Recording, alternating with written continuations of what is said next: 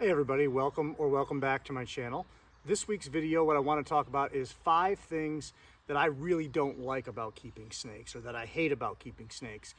And I hate to do a negative topic, but I think that it shows kind of the reality of some of the things that we deal with and some of the things that over time may become drawbacks, and if you're considering keeping on a level of more than 1, 2, 3 snakes. So for this segment here, I've got one of my sideswipe males to help me. This guy is available if you are looking, so you could check out Morph Market or message me on Instagram or even Facebook, or email me if you have any interest in this guy. He's absolutely incredible, great feeder, great guy. So one of the things that I really don't like about keeping reptiles is actually feeding them. And so I think when we all start off, feeding is exciting and you are very into that aspect of it, but over time it becomes quite the chore for a multitude of reasons. One, it's very time consuming. Two, over the course of time, it's just so much death. And I happen to really like rats. I think they're wonderful animals. They make wonderful pets. And obviously that's the bulk of a lot of what we feed our snakes. So it does take its toll on me over time to think about, how many rats have to go. Obviously it's nature, it's natural, I get that. I'm not sitting here advocating for feeding snakes something else, but just be aware, if you do like all animals like I do, it does wear on you over time, especially when you feed or breed yourself and you're the one that has to dispatch those rodents. It's definitely not that fun. I would say out of everything that I do in keeping snakes, feeding is probably my least favorite chore. I would rather clean my snakes 50 times than feed once. Just between dodging shots, having tongs that are long enough, the Sumatrans especially make cleaning quite an experience, and feeding.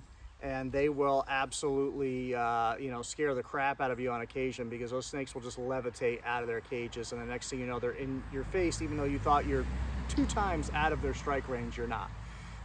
So it gets very stressful. I have to shower every time after I feed because I just sweat so much between the heat and humidity in the room, trying to dodge, very hungry snakes that now smell food in the room, the hours and hours it takes to prep all the food, thawing it, all that stuff.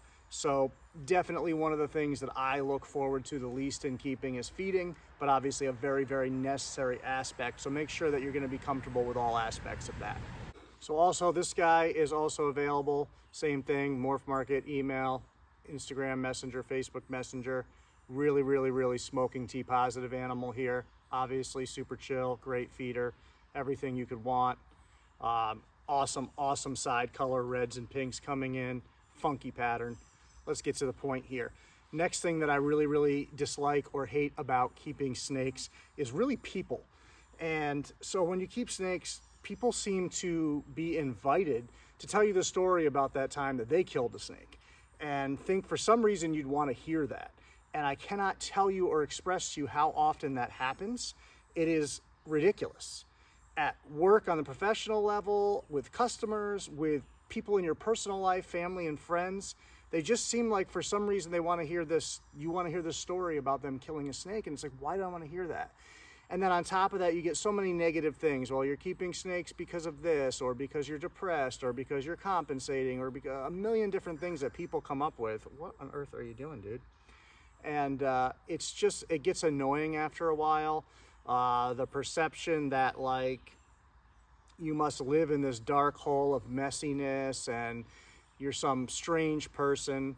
And don't get me wrong, there's a lot of people keeping reptiles that have depression or are more loner type people. But I think if you were to break down just about any group of people, actors, actresses, musicians, anything, there's a large portion of that, because there's a larger portion of people going through that kind of stuff in general in society. So what are you doing, man? So funny to see how different snakes interact. So it definitely does bring a certain group of people together, but I think it's just a microcosm of society as a whole, and less to do with these animals. I've met a lot of really amazing people, some of my best friends I've met through this community, so I know this is supposed to be things I hate, but I just hate the stigma from people outside and even sometimes inside the community of the cliques and different groups of people that feel some kind of way about you keeping this species versus this species and whatnot. So the people are definitely a drawback. So probably the thing I would say that I like the least about keeping these animals is kind of how attached you get to them over time and how it feels when you do lose one of them. And inevitably, if you keep long enough, you're going to lose some animals, especially if you're keeping stuff that is a little bit more sensitive or more prone to issues. You know, you see a lot of people, namely in like the ball python community, being like, oh, snakes just don't die. Ball pythons just don't die. They're like nuclear. They are cockroaches. They are literally, what is it, Steven Seagal, who was in Hard to Kill, whoever it was. But they are very difficult to kill. They put up with a lot of husbandry mistakes. You can forget to give a ball python water for 2 weeks, and if it was a healthy animal, like, no problem, it'll just be there. It'll probably be looking a little crappy, but it'll be fine. Not suggesting to try that, but I'm just saying, like, they just really survive a lot of hardship. They're definitely built to last. And I think there's just so much genetic diversity within them because of the sheer amount that have been imported and bred, that I think you're dealing with a much different animal than a lot of these other animals that can be a lot more sensitive. And it is very hard losing these animals. You work with them every day, you build relationships with them. I have lost my share of animals over the years for one reason or another, whether it's, you know, eventually they get old and pass, you know, especially with these guys, you get, you know, 20 some odd years out of them. And a lot of times they really start to deteriorate and go downhill. Sometimes things happen on your end where you fail on the husbandry end and you make a mistake. Sometimes equipment malfunctions. Sometimes there's things going on in these snakes that we don't see. So on the outside they look healthy, but inside their organs have issues, or they have digestive tract issues, or whatever it may be. So all of a sudden you could have a snake that outwardly appears great, and you go in there one day and it's belly up. And it's very hard. It doesn't get any easier over time. You may get some sense of callousness towards it where you don't let it affect you as much. But deep down it really does, and especially with some of these animals that you really spent time building a relationship with, it really hurts. So definitely something to keep in mind. Even if you think you're not going to get attached to these animals, it's impossible not to if you spend enough time with them. If you don't get attached, I would be a little weirded out by your personality and what you might be lacking, because these animals are wonderful, and they're quirky and they're goofy, and they're streamlined predators that are just amazing. There's so much to like. So definitely keep that in mind. Losing them is going to get you down at some point. Got one of my skunk girls here, my skunk sideswipe girls here for this one. Another thing that is definitely something that I hate about keeping these guys is vacationing or traveling or being away, whatever it's for. It is very difficult. It's very difficult leading up to going away because you're so stressed out trying to make sure everything's perfect and everybody's good. And then you get to this point where you're like, I don't even want to go because I'm so stressed. And with the thing with the snakes, especially with the larger collection, is you really can't plan that far ahead, because you have to kind of blitz the whole collection right before you leave so that everybody's at maximum level. So a few days in advance, you got to go around, change everybody's water, get everybody fresh water, especially for short tails that love fresh water. So you want them to get good and hydrated. And then, you know, if they're going to expel some liquid, hopefully they do that in that couple of day point. Then you go back through at the end, blitz everybody, clean everybody, fill everybody's water. So hopefully they're already at a good level of hydration.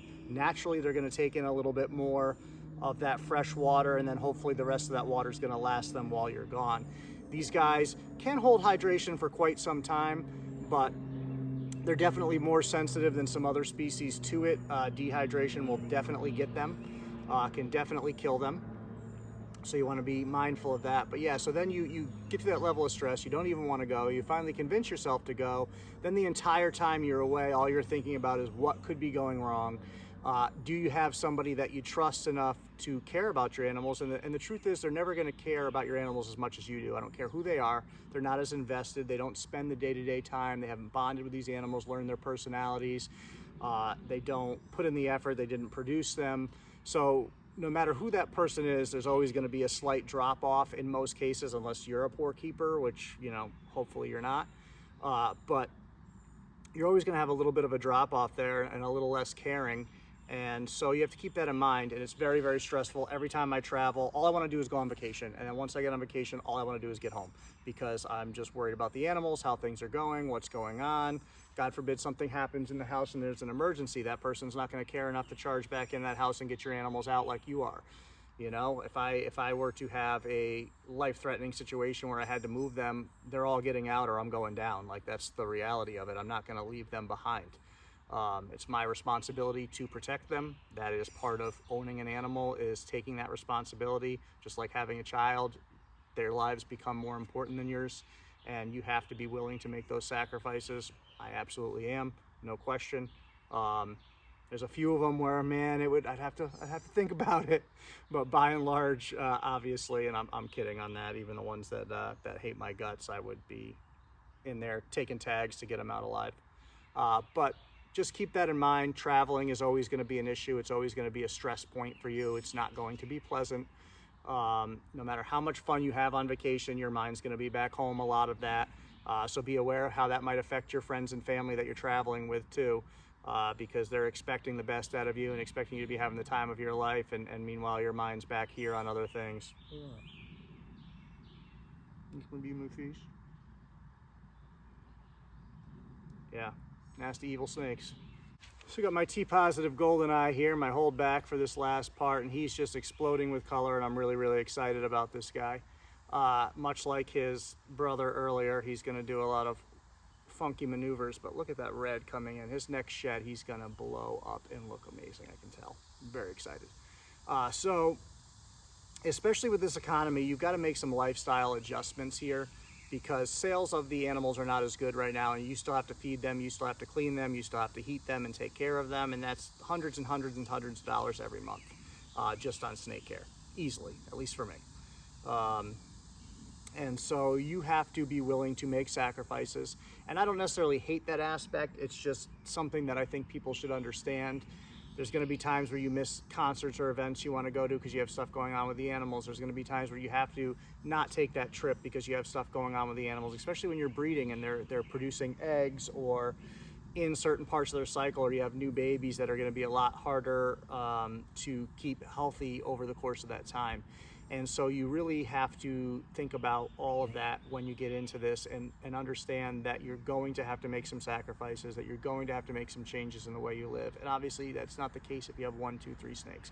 We're talking about if you want to actually have a decent sized collection. That doesn't even mean you're necessarily breeding, but if you have a collection of 15, 20 animals, it's going to take a lot of time. There's a lot of maintenance going on, a lot of things you have to consider, a lot of money.